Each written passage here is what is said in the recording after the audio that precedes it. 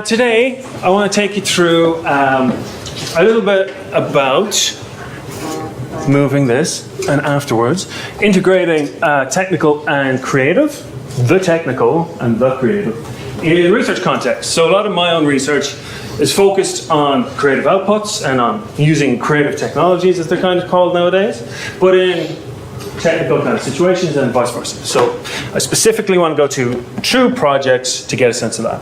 But first, a little bit about my background. So I started composing music for dance randomly in Birr, County Offaly, years ago, back in 2006. That was the town I grew up in. There happened to be this really well-known dance company in a local theatre. I got involved with them, got into music composition, went that direction in college, started doing music for dance through college, did a music technology degree in UL, and then kind of took it from there. We've covered most of the rest. But yeah, so my academic and creative work tend to mix technology with focus on kind of like computing, and sound are the creative arts more generally. All right, so again, for today's presentation, was just want to take this idea of like the dividing line between creative and technical, and kind of try to melt it down a little bit and sort of eradicate it a little bit. It's a thing that I come up against a lot. You often run into it. We're traditionally thought there's these two cultures, one being culture and the other being science on the other side, and that the twain shall meet and they don't interact and blah, blah, blah. And though we're well past that in theory, and in academia, we still see those kind of ideas run amok in the public sphere. There's a huge conversation at the moment, for example, about applications of AI in the creative arts. And while there are obviously huge problems with the application of AI, especially when it gets into like stealing people's creative work or whatever, reusing it and taking jobs from people working in creative industries, there's also sort of like an idea that like we're pitted as humans against technology. And I want to kind of like look at two projects that sort of melt that away a little bit. So one is a kind of traditionally technical scientific project, and the other is a purely creative arts-based project that grew out of that. But no one is purely scientific and no one of them is purely creative. Okay, so the first project was Auditory Display for large-scale Internet of Things networks. So this is a project I did at the Connect Centre. It's based in Trinity College, Dublin. It was a postdoctoral project funded through IRC and Science Foundation Ireland. So already very much like positioned within a kind of scientific context and in the science world, but with a little help from the IRC because I was trying to bridge some gaps there.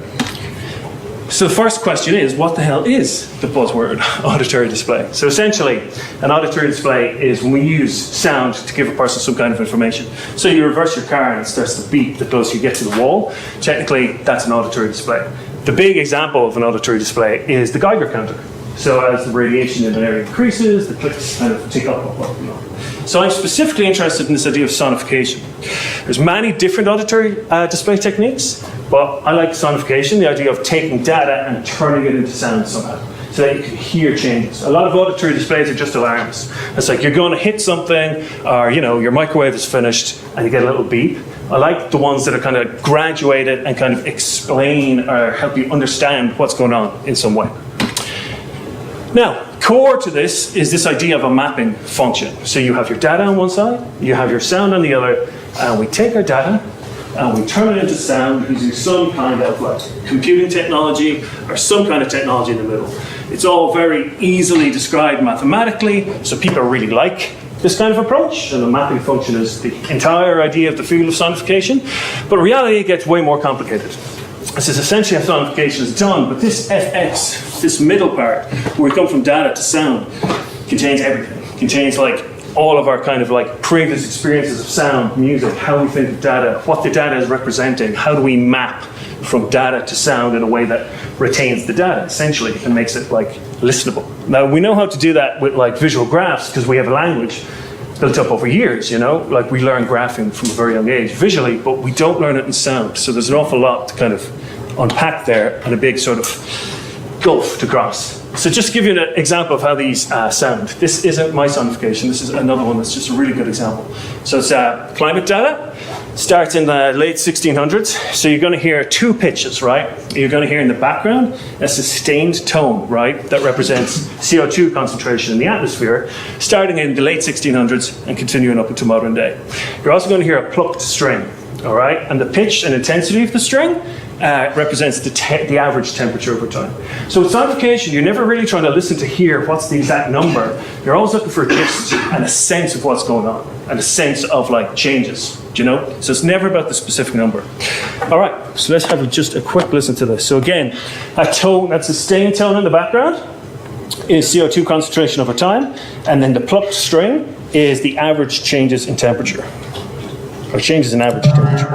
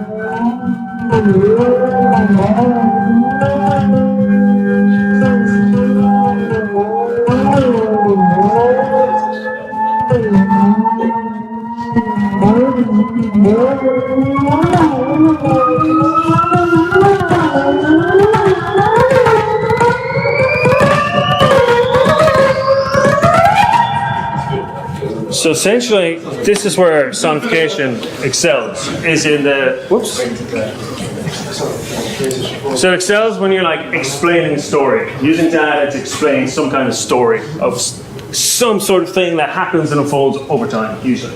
Time-based sonification or time series data tends to be the most effective stuff. So here, obviously, you can get a real sense of how the climate is changing as we specifically, obviously after industrialization, but once we hit the 80s and 90s, things get absolutely crazy. So this is the idea of sonification, is to find a way of using sound, which is a way we have of communicating and getting points across, to kind of enrich how we present data. Okay, so the other component of this project is the Internet of Things. So an Internet of Things network is any network that connects to remote devices. So nowadays, kind of everything is Internet of Things ready, like our phones connect to the Internet. If you have an Amazon Alexa, your TV, anything with smart in the title, you know, connects to the Internet, and it can exchange data, and in theory, work more efficiently as a result of exchanging personalized data. So you get into some tricky kind of areas there. But a few years ago, that wasn't really the case. About 10 years ago, not everything was online. I remember getting involved in this and being really surprised at shops who were like putting these little devices beside their doors to track how many people were coming in and out of the shop. I just always assumed, like, even as a kid, a shop would know how many people came through the door because they were automatic doors. It's creating these kind of like putting these little sensor technologies into the world to kind of like get a better map and picture of the world. So the core idea with Internet of Things is that this transmission of information happens purely between machines. It doesn't involve people. So the machines pull in the information, a sensor pulls in the information, some piece of information, like a person walks into a shop, sends back to a base station and onto a computing infrastructure, a cloud computing infrastructure, and there's some kind of analytics run on that, and then the people running the shop get a report saying you had this many people in, when you played that song, 20 people left, so don't play that song anymore. That kind of thing, like tiny little micro-managing sort of stuff. But the core idea of it is that it removes the human from the loop, which is obviously hugely problematic, as we'll see in a bit, and there's this idea of machine-to-machine communication. So it's a communication network that doesn't really involve humans. So that becomes super problematic for understanding what is actually going on in one of these networks. There's, like, for a person, you can look at reports and outputs of the network to understand what's going on, but when you have a huge network, it gets really, really tricky. So I worked with this group called Pervasive Nation, who have one of these networks rolled out around the country. They were headquartered at Connect. They essentially have coverage around Cork, huge coverage coverage around Waterford in the Midlands, Dublin and Belfast. And they have a network of these sensors, and loads of people, anyone who wants can get involved, put sensors on the network. A lot of what they did was in relation to flood management, so a lot of flood management sensors down in Cork. There's an awful lot of agricultural sensors for tracking the movement of animals and stuff in the Midlands, and around Dublin there's a big focus on traffic and monitoring flows of traffic around the town. So that network was there. They had all of this information. They were pulling huge amounts of information every day, but they wanted a way of making sense of it. That kind of meant they didn't have to go through a report in massive detail, that they could just listen to something that would get the point across. So started working on this project with them, the idea being to create auditory displays and sonifications that would allow them to just pay attention to some piece of sound for a few minutes in the morning, listen to a thing, and have an idea of what happened the previous day on the network. So it's focused on network level data, which is to say the actual individual measurements don't matter. What matters is what happens across the network. How many devices are sending messages? It's like meta level data. It's not what did this sensor measure? Is there likely to be a flood? It's like how many people are on our network? How many people are on our network illegally? What kind of devices are they using? These kinds of questions. Right, so to go about creating some kind of system for that, we use a fairly standard interaction design, human-computer interaction style methodology, where we kind of talk to the stakeholders, people who designed the network, the people who ran it every day. We kind of got those guys involved in telling us what exactly they wanted, where they wanted to start from, what they thought one of these sounds should sound like, and what information they wanted to hear. So from that, we got a sense of what they needed, went through the usual, I don't know if you've done this iterative design approach, but it's kind of a standard enough approach where you get a sense of what you're trying to do, you get some of the needs, a sense of the tasks people are trying to do, understand their needs, and then create some kind of prototype, give it to them, and then talk to them about it, and iterate on the prototype, continue to upgrade it and change it, so that it gets better and better and better. So it's this iterative design cycle. You start with something absolutely useless usually, but the whole idea is that through this like feedback process, it becomes something useful and better. These guys specifically wanted certain kinds of data that were going to tell them about the state of the network. You don't really need to worry too much about the exact data, but these are pieces of information that will be associated with each of the different devices trying to join, where they were joining. Were they joining from Dublin? Were they joining from Belfast? Were they joining from Cork? How many devices? Was the information they're sending actually getting there in one piece? So it's like these kind of pieces of information that would tell you how healthy essentially the network was. Was it operating as it should? What was its state? So we made some very basic sonifications to start that would give a sense of how many networks had joined in the first year. Or sorry, how many devices had joined their network in the first year. So I started a year into the project with them. So we made a simple enough first sonification where each impulse you're going to hear in this, each little beep, represents a device joining the network over the first year. And this was to just see if you could get a sense of the scale of devices through the network.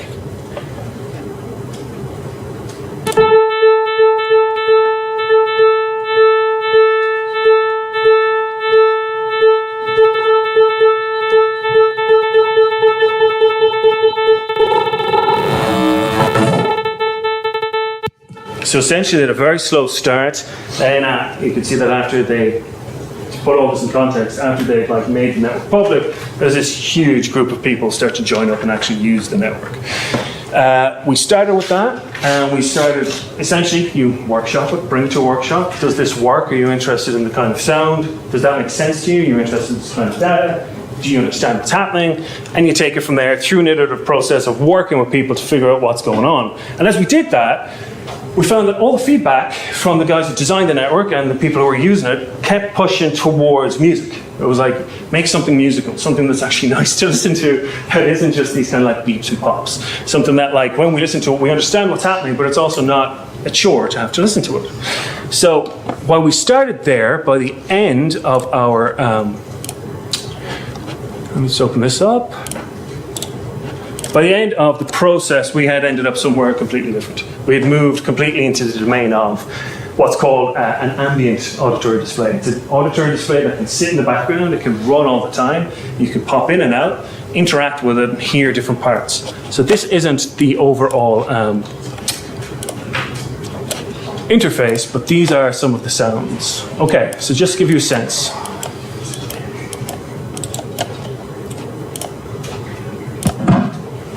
We essentially are just demarking time and then allow people to zoom in on the different data feeds. So you can take a sense of how many gateways are actually active on the network at any one time, as represented in this. As the sound grows bigger, that's more gateways coming onto the network.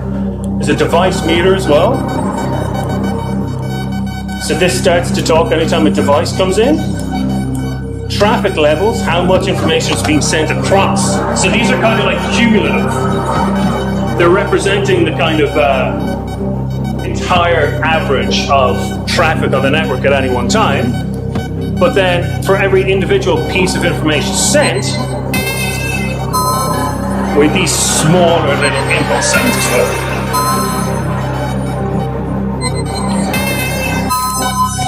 So what you end up with at the end of all this is a sonification system where the people who've been involved in its design can listen to it and understand what's happening.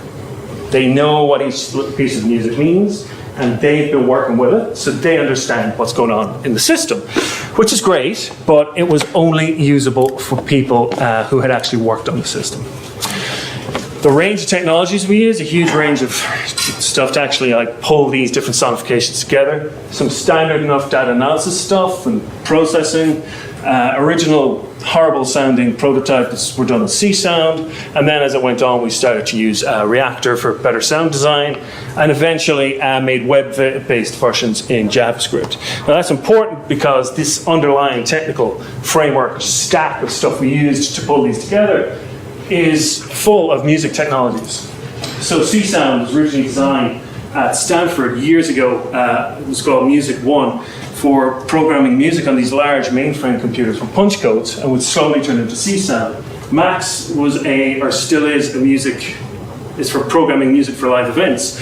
Reactor is for sound design. Like a lot of these are specifically for creative contexts, but they could find a use in this more scientific type project or technical project at the same time. So key takeaways were at the end of this process, we had a system, this was one of our interfaces to the system, that allowed the people who were aware of the development of the system, who'd been involved, to understand what was happening, but not necessarily useful for the average person or people beyond that. So the final stage of that project was focused on this idea of a metaphor. So we're using music essentially as a metaphor for the data. We're saying we're going to take this data, understand it through music. We tried to shift that up, and we tried to focus instead on the idea of the human voice as a way of representing this machine-to-machine communication that was going on. So, to make a long story short, we made some physical models of the human voice. Again, where we made the technique used for this, the Foreman synthesis technique, to create these physical models, comes out of music technology and early video games and arcade music. And we ended up with something that was meant to give the sense, using the human voice as our kind of domain of sounds, because it's a much richer domain. We know how voices sound. It was meant to give a sense of what was going on. Now, we didn't use any language. The idea was to not use language, to just use prosody. So those parts of the human voice that get the point across, where someone goes, or okay, or the way things are said. So the focus was on how these vocal gestures, as they're called, are performed, as opposed to the actual content of words. The idea being that you could listen to a sonification of the network and get a sense whether it was good or bad based on the little cues, subtle cues that you're picking up on in the voice. So I'm not going to explain what each one of these are. There's an entire mapping strategy. The mapping strategy is a little bit involved for all the different kinds of data that were involved. But the point is that without the mapping strategy, just simply listening to the sonification, someone should be able to understand whether something good, the network is in a good state or a bad state, essentially. And it sounds absolutely ridiculous, but it worked. So this is a good network where everything's working properly.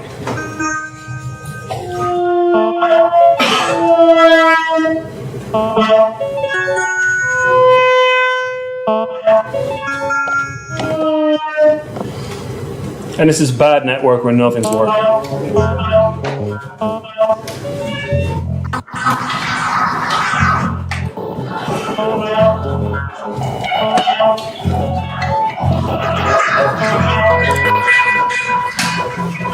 So the general idea being that it doesn't take a huge amount of training to tell pennies aren't completely right in the second, because obviously there's something wrong with the voice.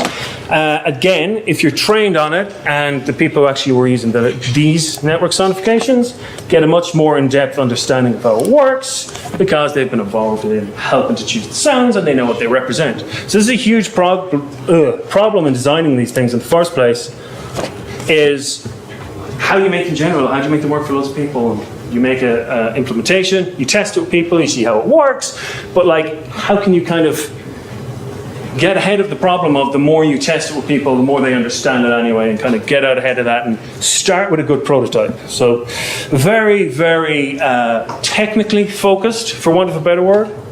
However, all the feedback, again, from this was just turn it into music. So just make it music and use more interesting data, because at that point we're going to move the project towards taking in a few more data sets from around Dublin, from our Smart Cities program, and integrate those in. And we were finding that less and less people were actually using the network that we had. So it's getting really boring. It's why some of the early musical ones here sound so kind of full and alive, and the later kind of vocal one, just there's so much silence. It's literally because the network never really fully took off. All right, so the focus then was on just making music, explore more rich and interesting data. So then spun that out into another project called Signal to Noise Loops that I started there in Connect, and then I continued in the engineering department for a few years. I was doing a postdoc in AI and integrated with that, and I'm planning to continue here at UCC in digital humanities as well. So essentially, I needed to focus on finding a new network that had more interesting data. So we looked at smart cities networks. Essentially, it's just the embedding of IoT sensors in the city. So there's an awful lot wrong with smart cities, but that was the data we had access to. It's different from network data that looks at what transpires across a network, in that you're focused on what actually happens on the sensor, like the specific changes on the sensor level data. So there was this huge utopian ideal that like we were going to turn Cork and Dublin and Belfast into these cities where as you walked around you were a connected citizen, and the doors would open up for you when you approached the building. A taxi would know to wait for you on your way home. This was the whole idea back in like 2017, 2018 when I started this portion of the project. But the reality of it was completely different. We got this surveillance capitalism shtick instead, which essentially governments and massive corporations who control a lot of infrastructure for the different government projects can essentially take that data and use it to understand flows of people through cities, where people are at certain times, personalised down to individuals, and target them for selling services and just monetising their data. So there's huge issues over security and privacy, data sovereignty. Monitoring or surveillance becomes super tricky as well. Less tricky in Dublin, but as you can imagine, in different political contexts, gets very tricky. So, to try to not just add to that noise, my approach was to use GDPR compliant data. It's not much, but it's a start, and focus only on using open data and nothing that would allow people to be identified, essentially.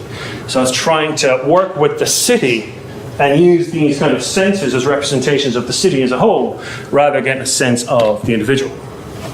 And that was the question that drove this portion of the research. Are there some latent aesthetic patterns coded in our behavior in cities? As we move through and live our lives in cities, do we leave this trace in these IoT and smart cities technologies that can be somehow used for an aesthetic end as opposed to the usual surveillance capital end? How can we take that data back and turn it into something that's like at least a little bit more positive and less scary, for want of a better word?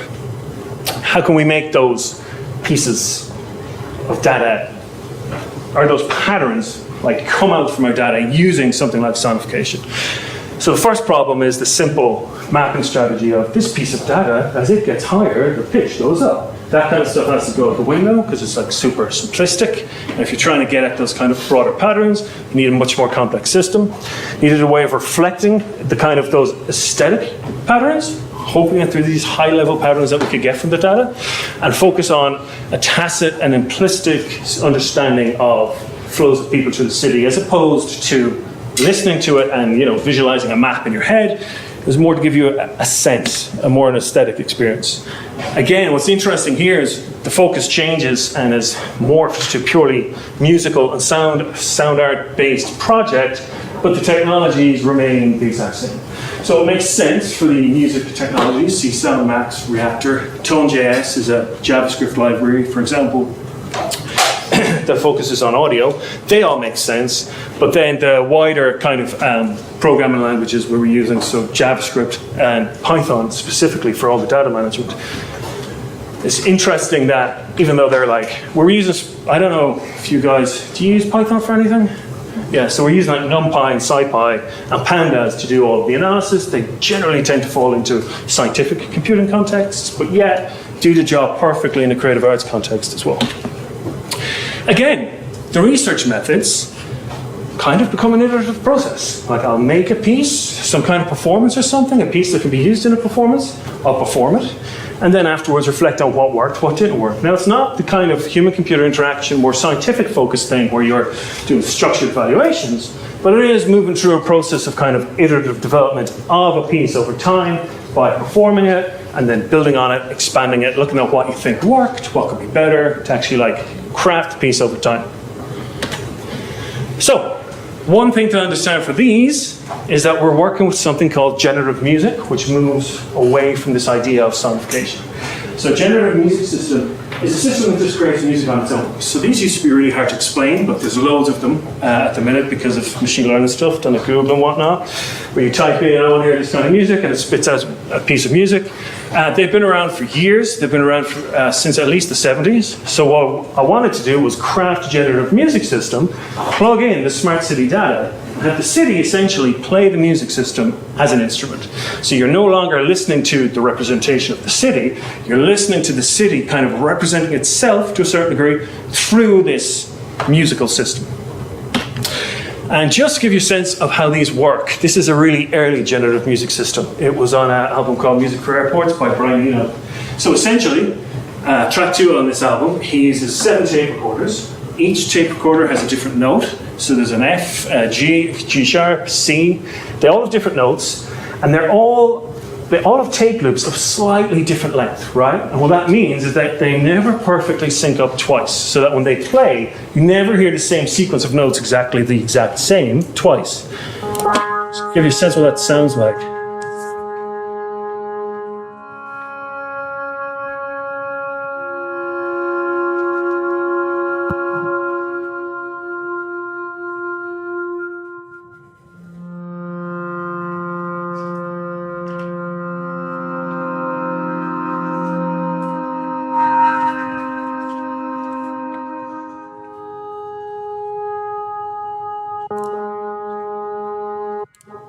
So what he's done essentially is use these 7 tape recorders, very kind of like of its time technology, to create music that continually changes. So the terminology he would have used was system propagated music. You create a system, system creates the music. You stop directly being a creator yourself and you design a system and you let the system do its thing. So that's what I wanted to do with Signal to Noise Loop project, create systems that would allow the smart city data, essentially the city, through the smart city data to control different aspects of performance. So an early one was Dublin City Noise Loops, which still involved the human performer. So I would play guitar loops. I had 2 loopers instead of 1, so done in software. I would record these loops live, but how they sounded, like the different parameters of the sound, like is reverb applied, how distorted the guitar is, all these kinds of parameters were controlled by the city. So you essentially get a performance where you're creating music and the city is then deciding different parts of, different changes to make to what you're doing. There's some cellular automatic stuff thrown in there. We don't need to worry about what that is. We'll probably cover that in games.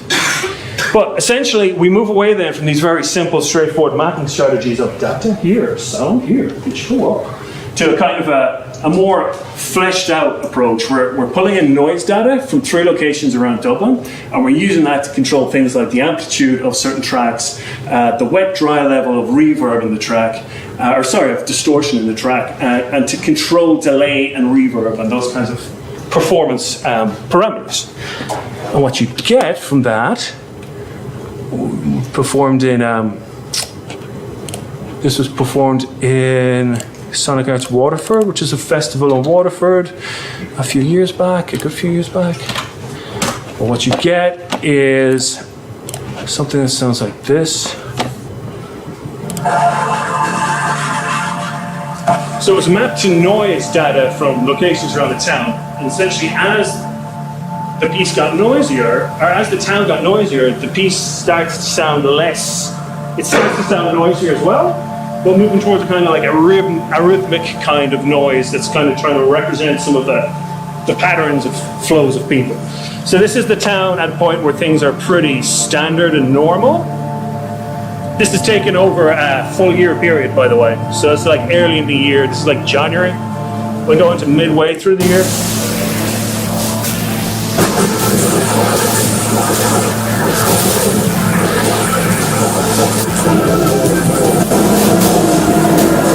So I'm still involved in that. There's still a human involved in that. A human plays the guitar, loops this, it could be any instrument, it doesn't matter. You're still trying to give over as much as possible to the generative system, and also as a result the city, allowing the city to kind of play more of the piece. So again, after that performance, kind of went back to the drawing board, was like, how can we make this work a little bit better? Didn't really like the guitar sound, thought that was all a bit too rock and roll or something. So kind of shifted it a little bit to use some sound synthesis instead, so a wavetable synthesizer, and essentially changed the way the decision loop was work. So, okay, with two guitar loops, essentially, you record the guitar, play them over, let the city decide how they sound. This time it's like, let's create decision loops. So you have a loop that's a decision maker that's saying, what notes should I play at any given time? Okay, so now the system is choosing what notes to play.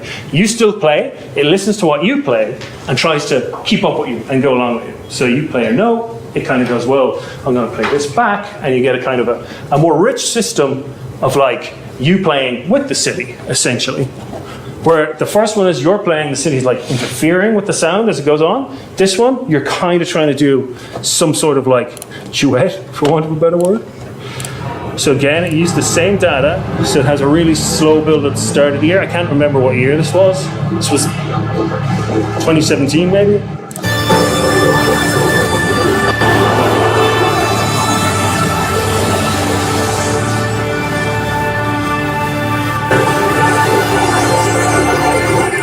But again, the idea being that like you can build these out into full pieces that can be performed at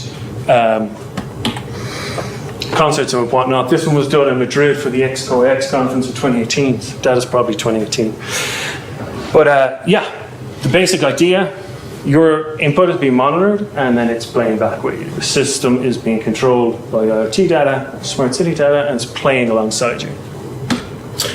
So then I wanted to try to get away from having a human in it at all. So this meant a kind of redesign of the system somewhat, and a focus on have you come across Lefebvre yet, Henri Lefebvre?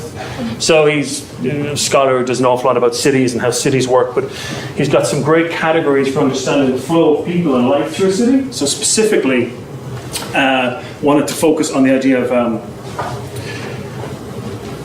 how would you put it, like these rhythms that like interfere with each other in a harmonious way in a city. So for that, I needed to pull in more data than just noise data, expand out the amount of data that we were using in the system. So I pulled in footfall data, traffic count data, rainfall, and loads of weather warnings from around town, and mapped those to different aspects of the system, and tried to remove the human element as much as possible. And then just after performing that, COVID hit, and everything went online, and it became really easy all of a sudden to completely remove yourself from a system and allow the city essentially to play it for you. So this was an online version then that I put together for, it was Culture Night 2021, I guess, because it was COVID. Yeah, 2021. Essentially, I have almost nothing to do with this. You just design the generative system and you let the city play the music. So just a little example of what that looks like. Yeah.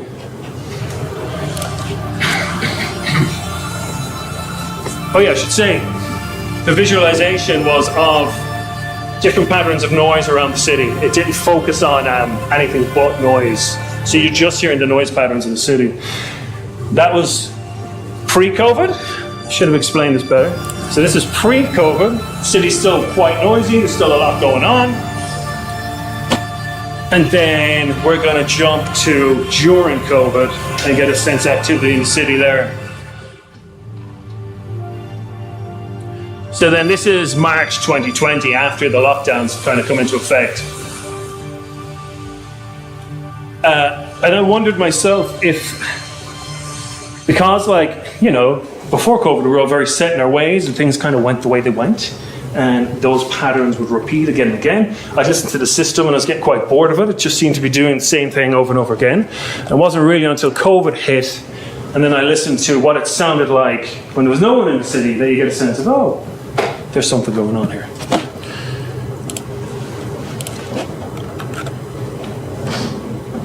Yeah, and that was part of a AI project, so that's moving into what we now think of as generative music. The decision loops, we're talking to some machine learning models that we're deciding on what notes we should iterate upon and what notes we should drop out, and interpolating between different musical patterns. All right, we don't need to worry too much about this. This was just going to point out some technical stuff that we've essentially already covered. Right, and then the final piece for this I did last year, which was an attempt to look at how things have sounded since COVID and compare it back.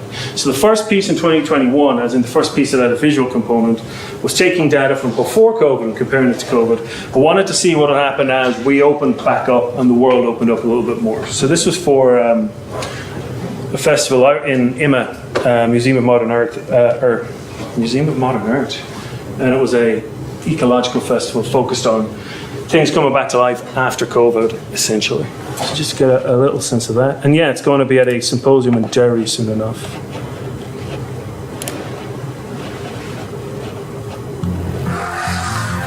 So this was using the same system, but I just changed the visuals.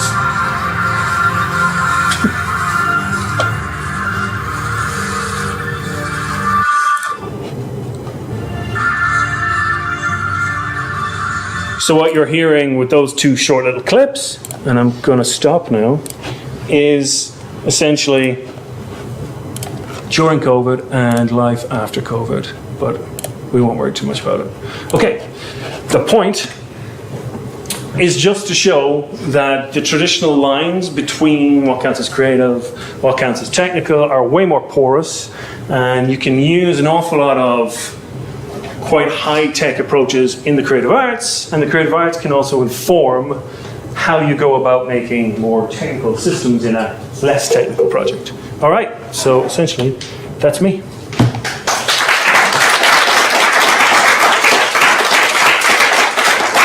Any questions?